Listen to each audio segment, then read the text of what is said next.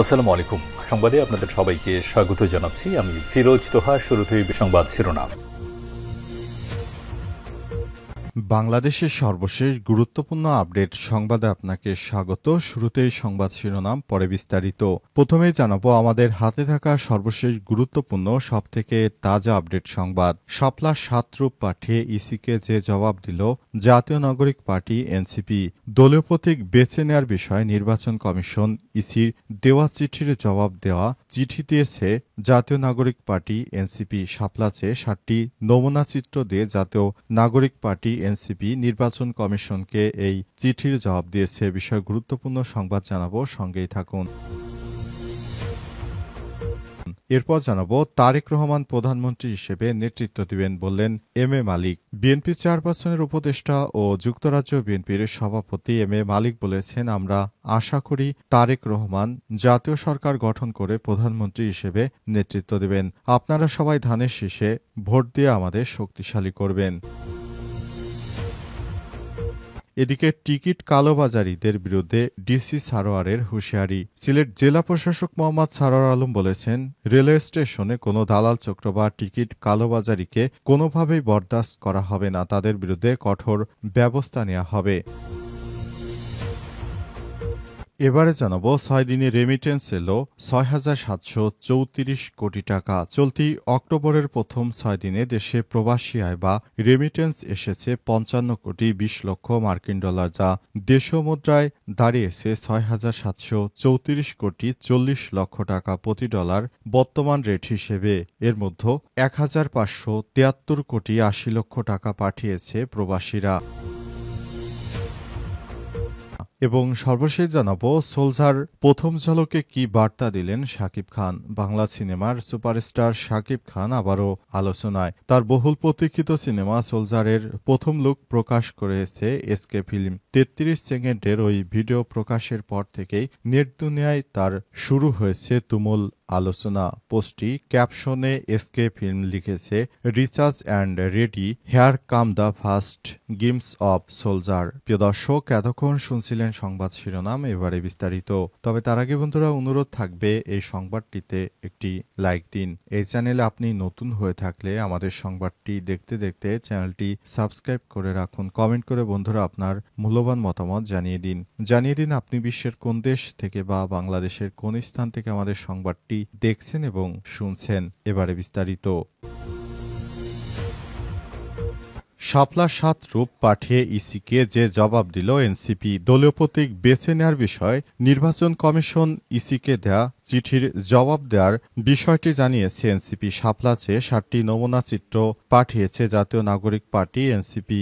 আজ ইসিকে তারা চিঠিতে বিষয়টি নিশ্চিত করে। ইসির পক্ষ থেকে জানানো হয়, এনসিপিকে শাপলা প্রতীক দেয়া হবে না, কিন্তু এনসিপিও ছাড়ার পাত্র নয়। তারা জানিয়েছে, আমরা ইসিকে নমুনা দেখিয়েছি মোট ৬০টি শাপলার। এই ৬০টি শাপলার মধ্যে আমাদের যে কোনো একটি শাপলা দিতেই পারে, কারণ আমাদের জাতীয় ফুল হচ্ছে সাদা শাপলা। আমরা বলতে চাই, আমাদের যদি জাতীয় ফুল সাদা শাপলা না দেয়া হয় তাহলে লাল শাপলা দেখ কিংবা পদ্ম শাপলা ইত্যাদি যে কোনো একটি বিষয় শাপলা আমাদের দেওয়া উচিত। কিন্তু তারপরও নির্বাচন কমিশনের পক্ষ থেকে এখনো এই বিষয়ে কোনো কথা বলা হয়নি। উল্লেখ্য, শিক্ষার্থীদের যে রাজনৈতিক দলটি নেতৃত্ব দিয়েছে ফ্যাসিবাদ সরকার পালিয়ে যেতে, তারাই হচ্ছে নাহিদ ইসলামের দল। কিন্তু তাদের এই দলের একটি প্রতীক নিয়ে যে তালবাহানা শুরু করেছে নির্বাচন কমিশন, এতে করে শিক্ষার্থীরা এতদিন যথেষ্ট ধৈর্যশীল ছিল, কারণ তাদের বসানো নির্বাচন কমিশন তাদেরকেই নানা বিষয় নিয়ে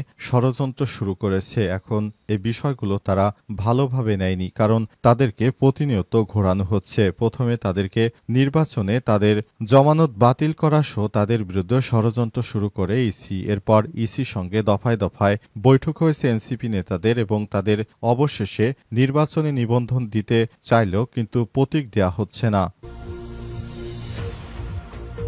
তারেক রহমান প্রধানমন্ত্রী হিসেবে নেতৃত্ব দেবেন বললেন বিএনপি নেতা এম এ মালিক। বিএনপি চেয়ারপারসনের উপদেষ্টা যুক্তরাজ্য বিএনপির সভাপতি এম এ মালিক বলেছেন, আমরা আশা করছি আমাদের নেতা তারেক রহমান খুব শীঘ্রই দেশে ফিরে যাবেন এবং তিনি বাংলাদেশে আগামী নির্বাচনে বিএনপির নেতৃত্ব দেবেন। অন্তর্বর্তীকালীন সরকারের প্রধান উপদেষ্টা প্রফেসর ড মোহাম্মদ ইউনূসের সরকার ফেব্রুয়ারির প্রথমার্ধে যে নির্বাচন দিতে চেয়েছেন, এই নির্বাচন উপলক্ষে আমরা খুবই আশাবাদী যে এই নির্বাচনটি সুষ্ঠু ও সুন্দর হবে। আমাদের নেতা তারেক রহমান নির্বাচনের বেশ কয়েকদিন আগেই তিনি দেশে পৌঁছাবেন বলে আশাবাদ ব্যক্ত করেন বিএনপির এই নেতা। তিনি আরো বলেন, আমরা মনে করি তারেক রহমান দেশের জন্য যতটা ভূমিকা রেখেছেন আর কোনো নেতা এতটা ভূমিকা রাখেননি। দীর্ঘ ১৭ বছর তিনি বিদেশে থেকেছেন, তাকে দেশের মাটিতে ফিরতে দেওয়া হয়নি। স্বৈরাচারের দোসরেরা তার প্রতিটি কথা মিডিয়াতে বয়কট করেছে এবং মিডিয়ায় প্রচার করতে দেয়নি। মিডিয়ার উপর ব্যান করে দেওয়া হয়েছিল যেন তারেক রহমানের কোনো বক্তব্য প্রচার করা না হয়। দীর্ঘ ১৭ বছর পর গতকাল বিবিসি বাংলায় একটি সাক্ষাৎকার দিয়েছেন বিএনপির ভারপ্রাপ্ত চেয়ারম্যান তারেক রহমান। সেখানে তিনি সম্প্রতি রাজনৈতিক বিভিন্ন বিষয়াদি নিয়ে বিভিন্ন কথাবার্তা বলেছেন। এর মধ্যে তারেক রহমানকে বিবিসি সাংবাদিকরা জিজ্ঞেস করেছিল, আপনি দেশে ফিরবেন কবে? তখন সেখান থেকেই জানা গেছে তিনি খুব শীঘ্রই দেশে ফিরবেন। এটি তিনি বিবিসি সাংবাদিকদের সঙ্গে বলেছেন যে, আমি খুব শীঘ্রই দেশে ফিরব এবং দেশে ফিরে আমি বিএনপির হাল ধরব। আগামী নির্বাচনে তিনি বিএনপির হয়ে নির্বাচনে লড়বেন। এই বিষয়গুলোই তারেক রহমান বিবিসির সঙ্গে সাক্ষাৎকারে জানিয়েছেন।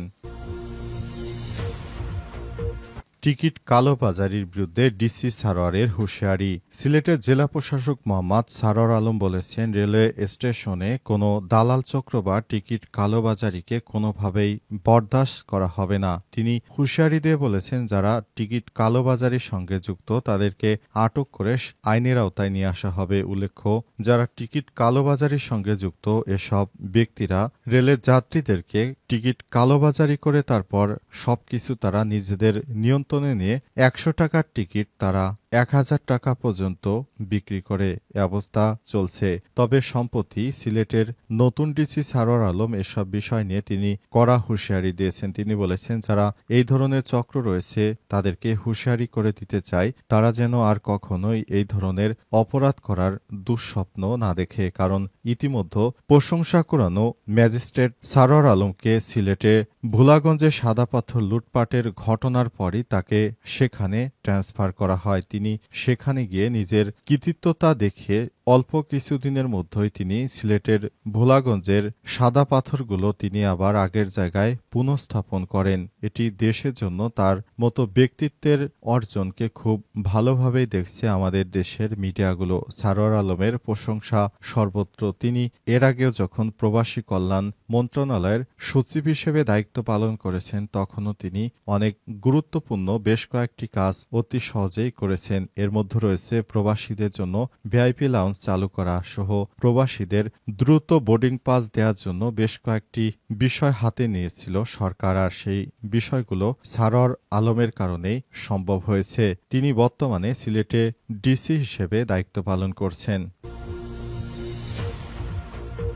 ৬ দিনে রেমিটেন্স এলো ৬,৭৩৪ কোটি টাকা। চলতি অক্টোবরে প্রথম ৬ দিনই দেশে প্রবাসী আয় বা রেমিটেন্স এসেছে ৫৫ কোটি ২০ লক্ষ মার্কিন ডলার, যা দেশীয় মুদ্রায় দাঁড়ায় ৬,৭৩৪ কোটি ৪০ লক্ষ টাকা প্রতি ডলারে হিসেবে। এর মধ্যে গতকাল ১,৫৭৩ কোটি ৮০ লক্ষ টাকা পাঠিয়েছে প্রবাসীরা।